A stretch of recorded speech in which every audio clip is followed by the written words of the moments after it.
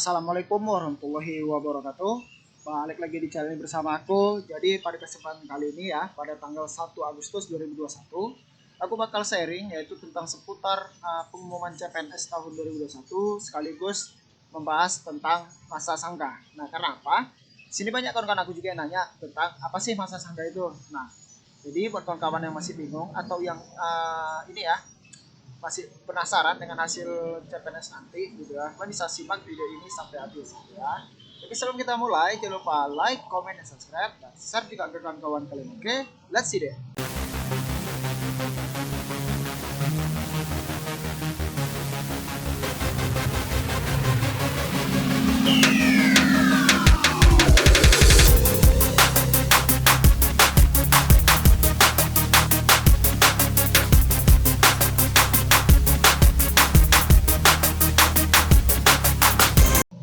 Nah, jadi seperti gue bilang tadi, di sini aku bakal kasih informasi tentang pengumuman CPNS tahun 2021 itu tahap seleksi administrasi dan juga tentang apa sih masa sangga itu. Nah, karena masa sangga ini mungkin beberapa orang ada yang tahu, ada juga yang enggak gitu ya.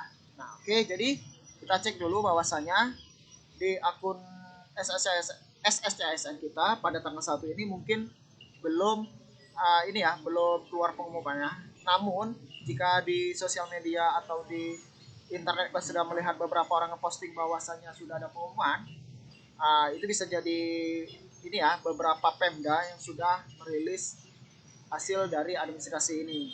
Nah, tapi secara garis besar atau secara umum di tanggal 2 dan tanggal 3 nanti baru diumumkan seleksi untuk tahap pertama, yaitu tahap administrasi gitu ya. Kenapa? Di jadwal yang baru ya, sebelumnya kan seharusnya pengumuman di bulan Juli gitu ya. Tapi dikarenakan perpanjangan masa pendaftaran menjadi 26 Juli, otomatis pengumuman hasil seleksi administrasi ini diperpanjang juga gitu ya, tanggal 2 sampai dengan tanggal 3 Agustus. Nah, jadi jika ada instansi ataupun pemerintah kabupaten atau pemerintah kota yang sudah merilis hasil pengumumannya itu ya tidak menutup kemungkinan mungkin karena pendaftaran sedikit gitu ya. Tapi biasanya kalau untuk yang di kementerian itu kan ramai yang daftar. Nah, kemungkinan tanggal 2, tanggal 3 baru rilis gitu ya. Pastinya tanggal 2 dan tanggal 3 gitu ya. Nah, untuk jam sendiri itu bisa jadi siang ataupun sore gitu. Ataupun ada juga yang mungkin cepat pagi. Tidak ada masalah. Nah, untuk ceknya sendiri kita hanya login aja ke akun SSCSN kita ini gitu ya. Biasanya nanti bakal ada pengumuman. Contohnya seperti ini.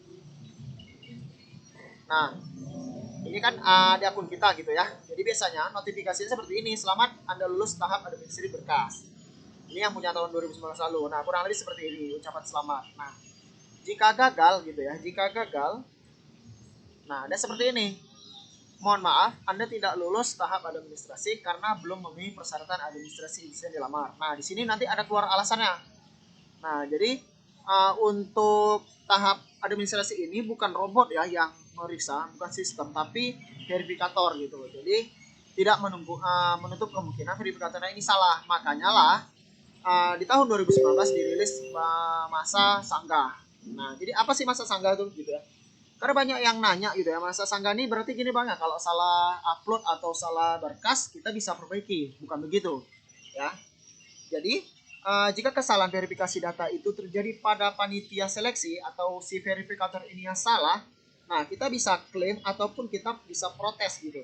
Nah, bahwasanya pihak verifikator salah dalam menentukan kita tidak memenuhi syarat atau TMS. Nah, jika memang pemberkasan ataupun syarat yang kita upload dan yang kita input itu sesuai dengan persyaratan, nah kita bisa mengajukan banding ataupun permintaan untuk verifikasi ulang, yang dimana verifikasi ulangnya itu dikasih kesempatan hanya 1 kali, yaitu selama 3 hari. Misalnya dalam jangka waktu 3 hari setelah pengumuman, kita diberi waktu hanya 3 hari, tapi hanya bisa 1 kali aja. Ya, 1 kali aja untuk klaim bahwasanya kita memenuhi syarat. Sekali lagi, ini jika si verifikatornya silap ataupun tidak teliti gitu ya. Tapi kalau misalnya memang kita yang salah gitu ya. Sebagai contoh misalnya ini gitu ya. Scan ijazah asli sesuai dengan persyaratan instansi. Nah, misalnya ijazah yang diminta S1 agroteknologi. Nah, hanya S1 agroteknologi, sedangkan kawan-kawan mengupload S1 agribisnis. Nah, itu otomatis tidak lewat walaupun sama-sama di Fakultas Pertanian. Contoh seperti itu. Ataupun kalian misalnya yang diminta di persyaratannya itu S1, bukan ya, D3 ekonomi. Kemudian kan memasukkan ijazah S1 ekonomi, itu otomatis kalian gagal. Jadi bukan kesalahan di verifikator, tapi kesalahan di kitanya. Nah, seperti itu. Nah, yang sebagai contoh misalnya kesilapan materai misalnya gitu ya. Beberapa bulan yang lalu gitu ya, bahwasanya IPK ini sudah merilis juga bahwasanya ada beberapa indikator yang menyebabkan orang tidak lolos karena materainya itu digunakan satu buah materai digunakan untuk berkas yang lain gitu. Jadi berulang kali dipakai. Misalnya di Kemenkumham gitu ya, ada 2 yang harus digunakan untuk materai, yaitu surat lamaran dan juga surat pernyataan sebagai contoh. Nah, ya seharusnya kan ada 2 materai itu.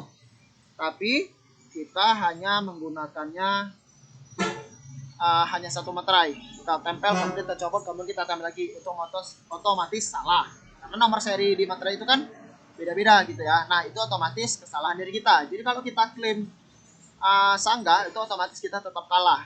Kita tetap tidak akan lulus. Nah, kurang lebih seperti itu ya. Jadi, kalian bisa melakukan sanggah jika memang persyaratan ataupun alasan si verifikator ini tidak sesuai dengan yang kalian lakukan gitu ya. Kalian bisa banding gitu. Tapi kalau misalnya memang kesalahan dari kalian, mungkin kan kalau sanggah ya bakal ditolak kemungkinan besarnya gitu.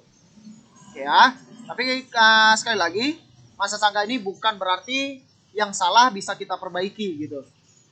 Ya, itu kalau misalnya seperti itu otomatis yang ada yang nggak lolos gitu. Karena fungsinya tahap administrasi ini yaitu tadi untuk menseleksi bahwasanya kita bisa teliti atau tidak dalam memenuhi persyaratan yang mereka minta. Nah, namun seperti aku bilang tadi bahwasanya verifikator ini bukan robot ataupun sistem, tapi orang juga seperti kita yang memeriksa. Tidak menutup kemungkinan mereka salah ataupun silap gitu ya. Makanya di sini fungsinya melakukan masa sanggah gitu. Nah, untuk caranya sendiri kurang lebih kan tinggal login aja gitu ya ke akun SSCSN kalian, yang dimana seperti bilang tadi, di sini kita dikasih waktu masa sanggah itu 3 hari. Ya, di sini 3 hari dari tanggal 4, 5, 6. Nah, jadi selama rentang waktu 4 sampai 6 ini gunakanlah waktu sebaik-baik mungkin dan secepat mungkin untuk melakukan masa sanggah gitu ya. Oke, jadi nanti bakal dijawab gitu ya. Bakal dijawab sanggahannya itu pada tanggal 4 sampai 13 gitu. Kemudian bakal diumumkan lagi pada tanggal 15 gitu. Jadi sekali lagi bahasa sanggah ini bukan berarti file ataupun penginputan ataupun penguploadan berkas yang salah bisa kita perbaiki, bukan begitu. Ya, sekali lagi, tapi untuk memprotes atau mengajukan banding jika yang telah kita upload itu sudah sesuai namun dinyatakan TMS atau tidak memenuhi syarat. Ya. Oke, jadi kurang lebih itu tadi aja infonya gitu ya. Dan sekali lagi di sini bahwasanya masih tanggal 1 gitu ya. Belum semua instansi ataupun Pemda merilis pengumuman tahap administrasi. Kemungkinan besok pada tanggal 2 gitu. Ya, dan di sini jelas ya. Kesempatan sanggah hanya bisa 1 kali aja, yaitu selama rentang waktu tanggal 4 sampai tanggal 6 gitu. Ya, jadi buat kawan-kawan kudoakan semoga kalian lolos tahap administrasi dan tahap SKD dan juga SKB. Oke. Jadi buat kawan-kawan yang masih bingung bisa komen bawah. Sekian dari aku. Wassalamualaikum warahmatullahi wabarakatuh. See you next time.